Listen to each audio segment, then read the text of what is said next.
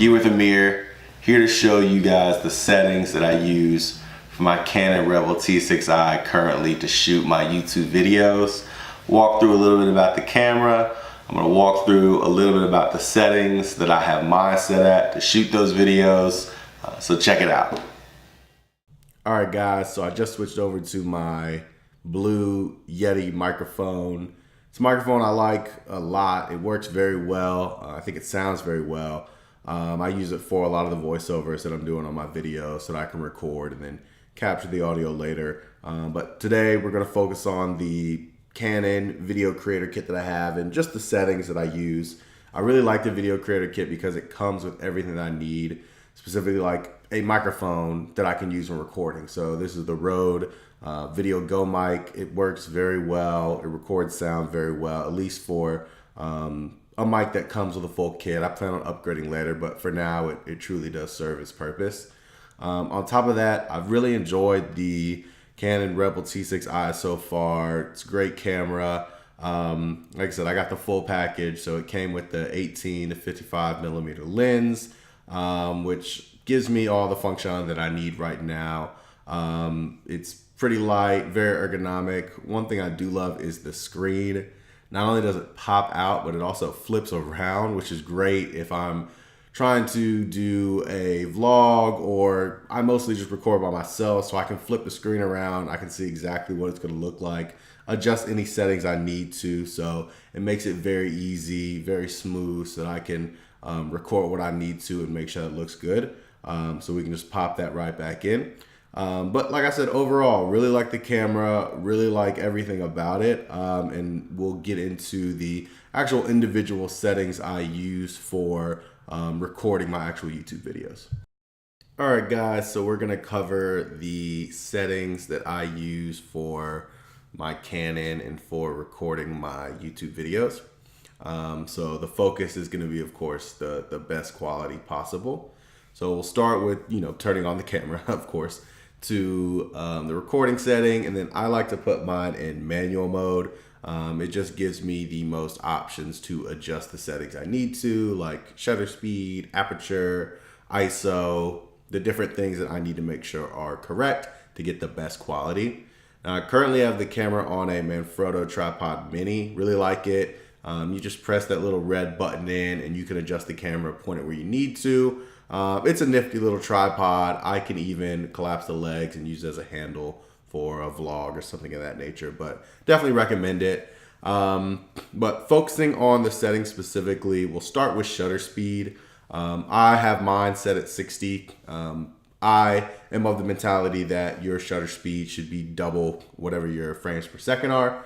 I film at 30 frames per second, therefore I have 60 for my shutter speed, but you can adjust accordingly. So if you're at 25 frames per second, you can go to 50, but you can set it right there just by tapping it.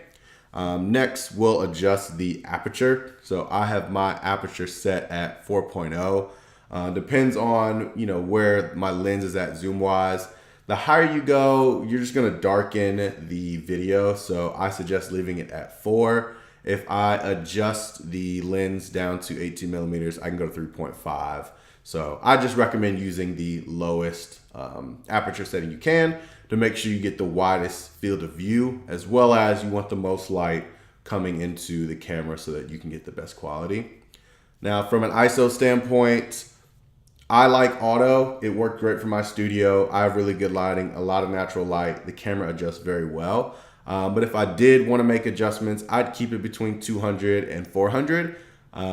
That seems to work well for me. If it's really dark somewhere, take it all the way up to 800 if you need to, but it will of course be more grainy, and just, again, quality is the name of the game. So we want to focus on the highest quality possible. So I'd avoid going all the way up to 800. So I'll put it at 200 just for now, just for this video. So those are all the basic settings at the bottom. So now we can get into some more specifics. Pressing that Q at the top right corner allows you to dig a little deeper into the settings. We'll start with autofocus. I leave mine set for face tracking. It's pretty straightforward for making YouTube videos, but if you want to adjust it, you can, to have multiple points of focus or a single point of focus. I recommend you use the tracking because it's going to work best for filming YouTube videos. From there, you can move on to what level of quality you want to record at. So I record at 1080p at 30 frames per second.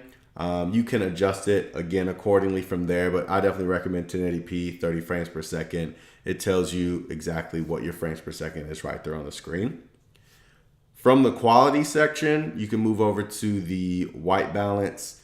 I think the auto white balance works pretty well. I have a little card that I use to do the white balance if I want to do something custom, or I'll typically use the daylight one as well. I have a lot of natural light in my studio, so it works pretty well for me, especially of course during the day. I can even go into the info settings and get even more specific with my white balance if I wanted to. So I can use that wheel on the top to adjust those settings. So when I'm recording, if I have the camera in my hand, it's a lot easier to make those adjustments, and then I can just hit back when I want to get back to the previous screen. From there, I can go to the shade section. I can change it if it's cloudy, even if I'm under a lot of fluorescent lights. You have a lot of options for your white balance, so the camera really will work with you. From there, I can adjust the picture style. I like to leave the picture style at auto. Again, you have some options. You have a standard picture setting, portraits, landscape, and then finally neutral. You can even go into the info setting for this as well and adjust it accordingly. I typically like to put my contrast up one as well as my color tone up one as well. I just think it works really well for myself. And I definitely recommend making those adjustments for your YouTube videos. It'll end up making it look very crisp, very clean, and just a high quality video. So just to review, have your shutter speed set at double whatever your frames per second is. You want your aperture as low as possible so you get the greatest field of view as well as the most light you can. Your ISO works pretty well on auto. I'd stick around 200 to 400, and then you can go in and adjust some more settings just by pressing that Q at the top right corner. But this is typically what I run with for my YouTube videos. It works pretty well.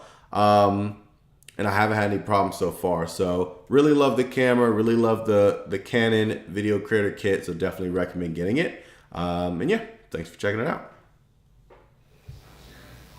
Hey guys, thanks for checking out the video. Hope you liked it. If you have any tips, suggestions, comments, please feel free to leave them below. If you like the video, give it a thumbs up. Also feel free to hit that subscribe button as I'm going to be coming out with a lot more content as well. See ya.